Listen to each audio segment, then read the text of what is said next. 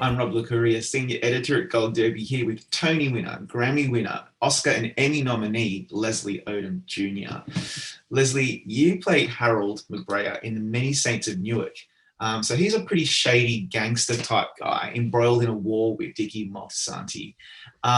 So it's kind of a slight change of pace for you, and I'm just wondering what's the most exciting or rewarding part about playing a gangster or a criminal? Hmm. Um, a different, more flexible working knowledge of morality than I allow myself to have on a day-to-day basis. Um, but Harold, let's be honest, Harold was he was badass. He was brave and brazen and courageous.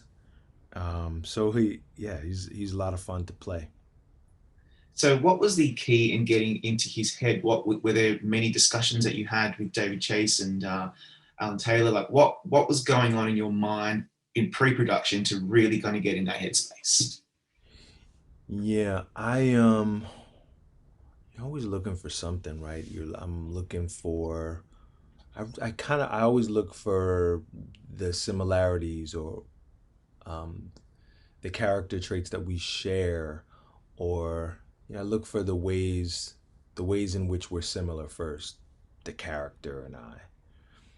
And with Harold, he actually reminded me a lot of my grandfather, my paternal grandfather, um, who came from the south to the north when he was pretty young as well, and built a life for himself, um, and his family. And like 6 million other black people had moved from the south, looking to divorce themselves from a plantation economy, looking for um, hopefully, uh,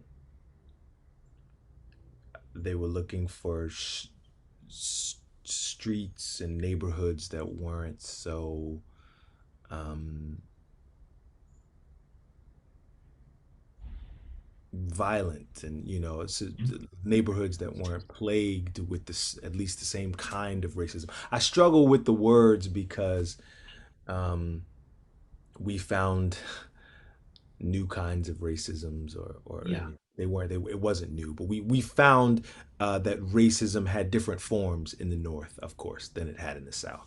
um, uh, we found it in the north. We found it in our school systems. We found it with redlining. We found it in many ways, Yeah.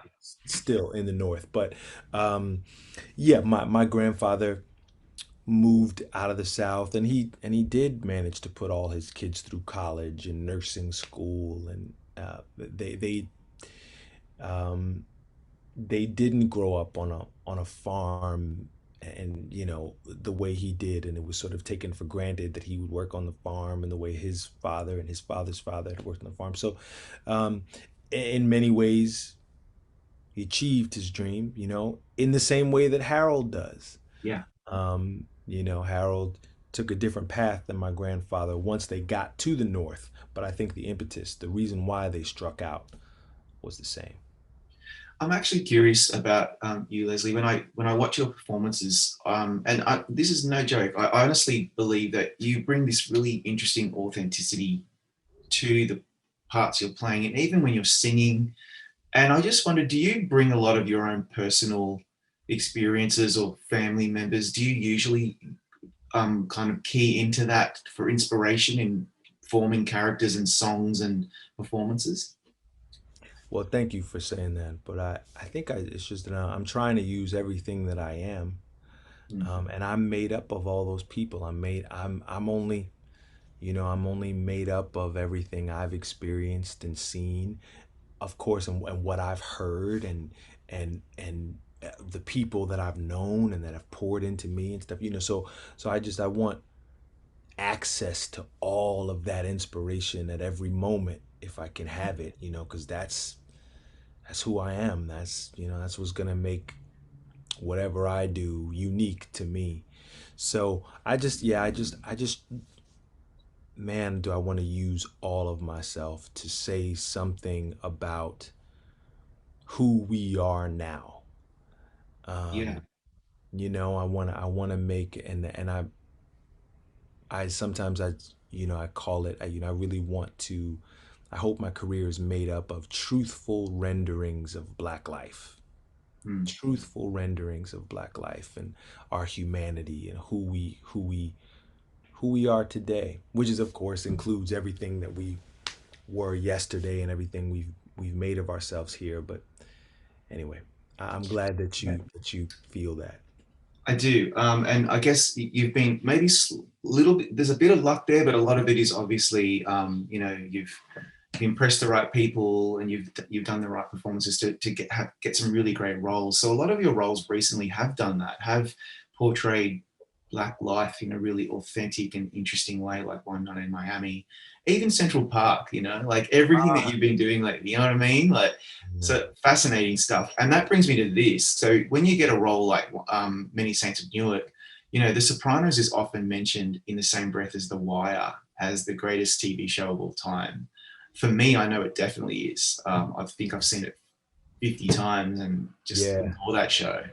So when I found out they were making a prequel movie, I mean, I was just beside myself. I was wondering if you were ever a fan of the show, or at least conscious about how much the show means to people and how this film is going to have a lot of pressure on it to deliver. Yeah, I was definitely aware of the fandom and aware of its cultural impact. How could you? I don't know if you could miss that. I was a little young, possibly for the show. The show premiered when I was graduating high school, the year I graduated high school. So I missed it in its initial run, but I've since watched the whole thing through twice as well. Um, so I knew that, but I also knew that the pressure was really David's. I Yeah. really knew that it was David's pressure and that the pressure was on Alan to deliver. So um, I knew enough to know that they cared about these characters and about this mythology more than anyone. Mm. So if they wanted to include me in the expansion of that mythology, I was going to, happily say yes. I think that my experience, though, as somebody who hadn't watched every episode twice, when I was shooting the movie, I think my experience might have been a little bit akin to. I'm not talking about the acting now. I wouldn't put myself in the same breath as them as far as the acting, but I just think the experience of being an actor and getting an original David Chase script Yeah. and not having anything to compare it to the way those actors didn't in the original series. They were getting great scripts week in and week out and doing their best to deliver them with as much truth and humanity as they could muster. So that was my experience making the movie. And then afterwards, now I'm a certified fanboy, but while I was making it, I couldn't have said that. Okay, that's fascinating. And I've read elsewhere that you mentioned that when you read for the part, you didn't really know you were auditioning for the Sopranos prequel. Yeah. How was the role described to you then? Like, what was going on there? How did you read for the part? Yeah, they're very secretive in Hollywood these days with the big properties with the big IP. They're very secretive, and so you're lucky if you get a script at all. A lot of times they're giving you just the scenes that concern you. Characters' names have been changed. Sometimes they don't even send a character description. They probably sent a character description which would have included his age, where he was from, and roughly, maybe it said that he was a gangster in Dickie's gang. I didn't know who Dickie was. I don't even know if they said Dickie. So, but with as little as I knew, with as little information as I had, I picked up David Chase's words and I was inspired. That's the power of his writing. Nobody writes like David. It's hard to describe. It's a little ineffable, so forgive me, but Yeah. what I can say is that he writes with just enough specificity that you don't feel out to drift. You don't feel like the writer's asking you to do all their work for them, but there's also just enough um, he leaves just enough question marks on the material, or just enough open that allows you for you to express your own soul, for you to express your own humanity through his work. Yeah. So it's a really interesting fine line. Yeah. A lot of people have mentioned that to me about his writing. It's so difficult to put words on it because he's not, it's not so ambivalent that you have no idea what's going on, but he doesn't really spoon feed the audience. That's And right. every word is intentional. It's just a great writer.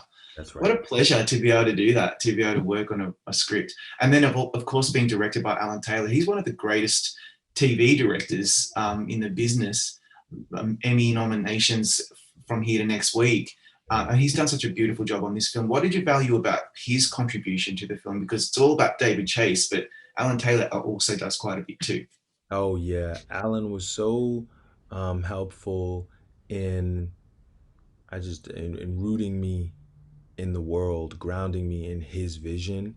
I remember he would, he was always, and he always does it with such kindness too. He's got Mm.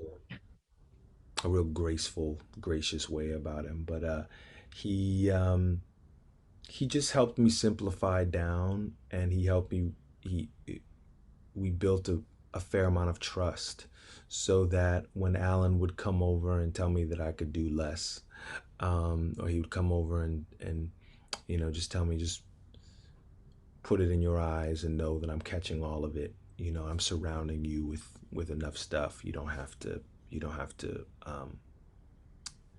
do more than is natural or that feels right to do. He just helped me so much, in because when I made the Many Saints of Newark, it was actually before One Night in Miami, believe it or not. I Yeah, made it's Many Saints of ages ago. Newark, yeah, a year before having shot that movie with Regina. So Alan was really, um, he was really helpful in giving me an education, for acting for the camera. Wow, that's awesome. Given how careful you are about the roles that you choose in your career, and given Harold's fate remains relatively ambiguous, would you be up for further exploring him in other films? Oh, sure. Other films, or on a series. I know there was a rumor anyway about a series. Sure, I'd work with David anytime. It's not, and that, working with David is not. It's tough. You know what I mean? And I don't mean that in a way of like. I don't mean it in a way of like to tell tales out of school. I just mean that David is.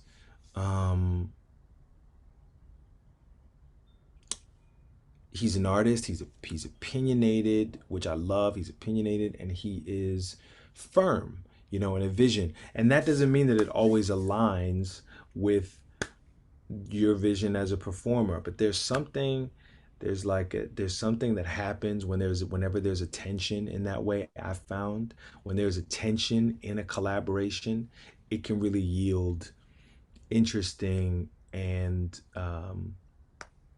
entertaining results, because there is a rub, because there's a probing and there's a questioning of it. So anyway, I said all of that to say that I would work with David Chase on anything. I was a better actor for having. That's awesome. Let's hope so. Um, so I've written about you in the past that you could have clinched the coveted EGOT last year. Gold Derby. This is what we're obsessed about. So you were nominated twice at the Oscars. You received your second career Emmy nomination for Hamilton after Central Park the year before, and then you had two SAG nominations, a BAFTA nomination. Like you had, 2020 was a pretty crappy year for everyone, and probably yourself. We all struggled, but you also had a kind of remarkable year too. Well, what are your thoughts on that, and how awards groups just gravitated to you? Oh, it was such a gift. And there's something about, I think, adulthood is about getting comfortable with holding two truths at the same time. Yeah, Two paradoxical truths at once, that this is a really impossible time for so many people that I love, and for me in a lot of ways. And at the same time, wow, look at all these dreams coming true. Look at all these wonderful blessings that I never would have imagined for myself happening. So it really was it was getting okay with holding both of those things at the same time and allowing myself to enjoy the beauty too, because I certainly was feeling all the ways that it was a challenging year.